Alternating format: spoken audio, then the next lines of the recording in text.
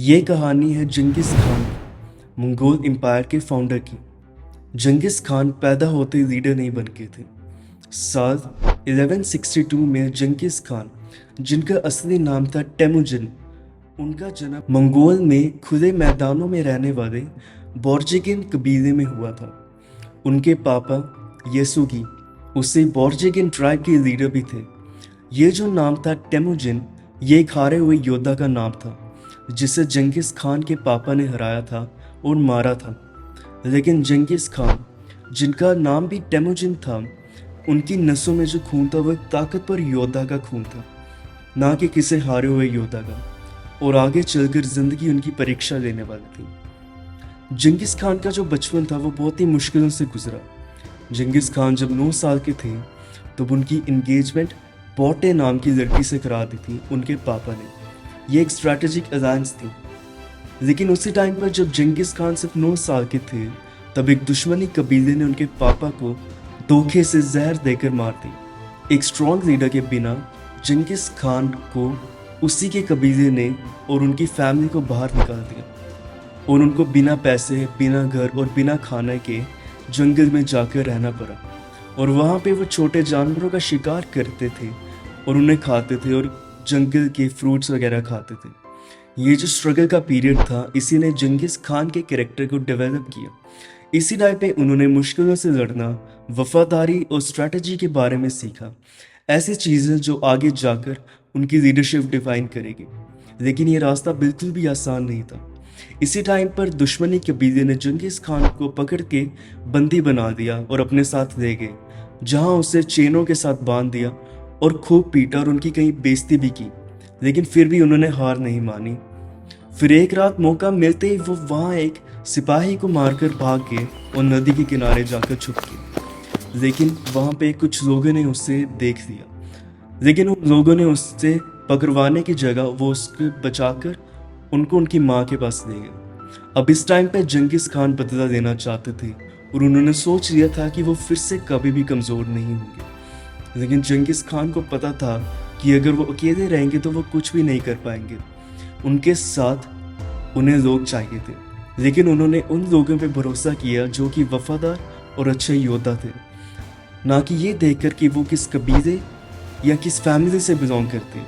और ये सब चीज़ें उस टाइम के हिसाब से बहुत अलग थी, क्योंकि उस टाइम पे लोग उन्हें ही भरोसा करते थे जो कि बहुत ही प्रोमिनेंट फैमिली या कबीले से बिलोंग करते थे या बहुत अच्छे स्टेटस के हो। लेकिन जंगिस खान ने वफादारी और स्किल्स के बेसिस पर योद्धाओं को रिक्रूट करना शुरू कर दिया, ना कि उनके स्टेटस पे।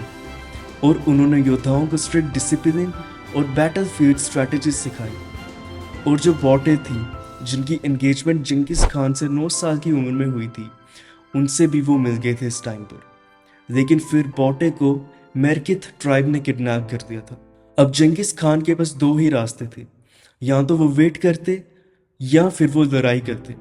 और उन्होंने लड़ाई करना ठीक समझा। ये लड़ाई जंगिस खान की लाइफ की सबसे पहली बड़ी लड़ाई थी।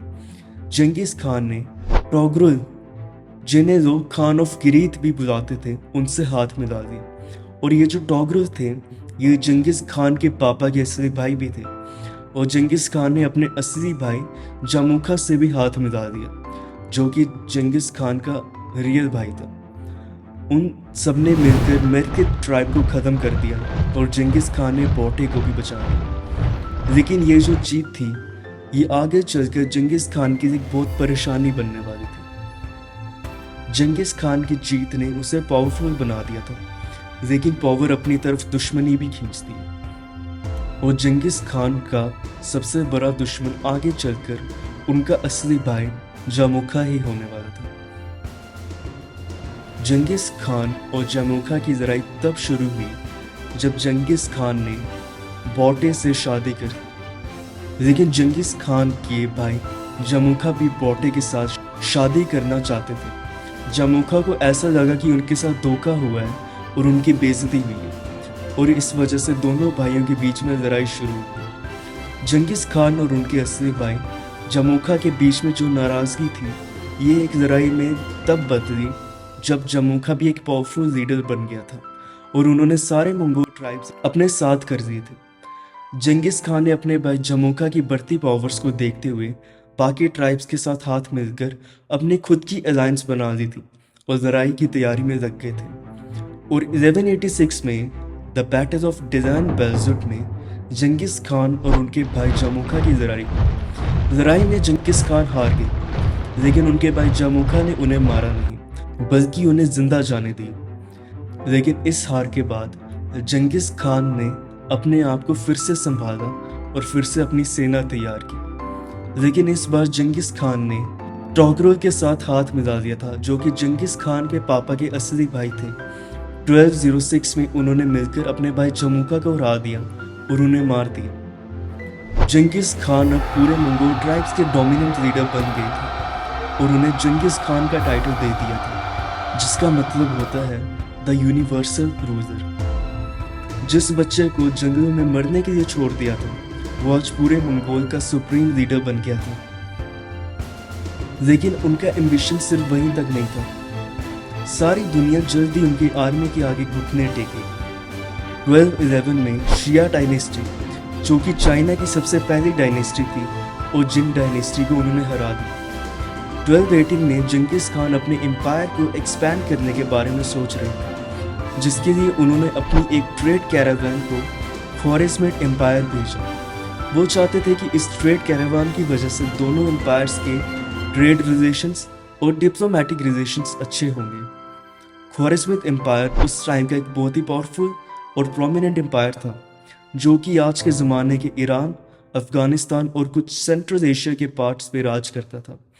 लेकिन जब ट्रेड कैरावान वहाँ पे पहुंची, तो वहाँ का जो उस टाइम का गवर्नर था ओटरार शहर का, जिसका नाम था इनाजुक, उसने इस ट्रेड कैरावान के सभी लोगों को बुरी तरह मरवा दिया। उसे शक था कि कैरावान में लोगों में आए कोई जासूस भी हो सकता। जंगिस खान को जब ये बात पता लगी, तो उन्हें लगा कि उनके साथ धोखा हुआ है और उनकी पावर को और अथॉरिटी को चैलेंज किया है। जंगिस खान ने ख्वारिज़मिड एम्पायर के राजा मोहम्मद सेकंड से डिमांड किया कि वो गवर्नर इनाजुक को सज़ा के तौर पे उनके हवाले कर दे, लेकिन मोहम्मद सेकंड ने मना कर दिया, क्योंकि उन्हें यकीन था कि वो जंगिस खान और उनके एम्पायर को हरा सकते। जंगिस खान, जो कि बदला लेने के लिए डिटरमाइंड थे, उन्होंने 1219 में ख्वारिज़मिड एम्पायर पे अटैक कर दिया। मंगोलियन आर्मी एक शहर के बाद दूसरे शहर, जिसमें कि ओतरार, बुखारा और समरकंद खत्म कर दिया।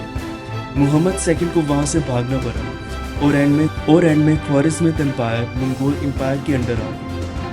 1223 में मंगोल्स ने कुछ रशियन स्टेट्स में भी अटैक करके उन्हें कैप्चर कर दिया था। जंगिस खान की कई सारी पत्नियां थीं और उनकी कई सारी बेटियां भी थीं, और जंगिस खान क्या करते थे कि वो अपनी बेटियों की शादी अलग अलग राजाओं से करा देते थे, और फिर जब उनके पति लड़ाई करने के लिए जाते थे, तब पीछे से उनकी पत्नियां उस किंगडम की लीडर बन जाती थी।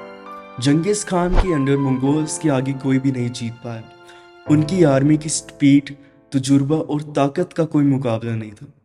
जंगिस खान सबसे पावरफुल रूलर बन चुके थे, लेकिन कोई कितना भी ताकतवर और महान क्यों ना हो, एक दिन उसे ये दुनिया छोड़कर जाना ही होता। और साल 1227 में वेस्टर्न शिया में एक कैंपेन के दौरान जंगिस खान अपने घोड़े से गिर गए, लेकिन फिर भी जख्मी हालात में भी वो लड़ाई करने से ना रुके। लेकिन उनका टाइम आ गया था। उनके बाद उनका एम्पायर उनके बेटों में बांट दिया गया। जंगिस खान को जहां दफनाया गया वो आज भी एक मिस्ट्री है। जंगिस खान जब अपने पीक पे थे, तब उनकी नेटवर्थ 120 ट्रिलियन डॉलर्स थी। जंगिस खान कोई आम आदमी नहीं थे, बल्कि वो एक कुदरत की ताकत है, जिनकी स्टोरी हम कभी भी भुला नहीं पाएंगे।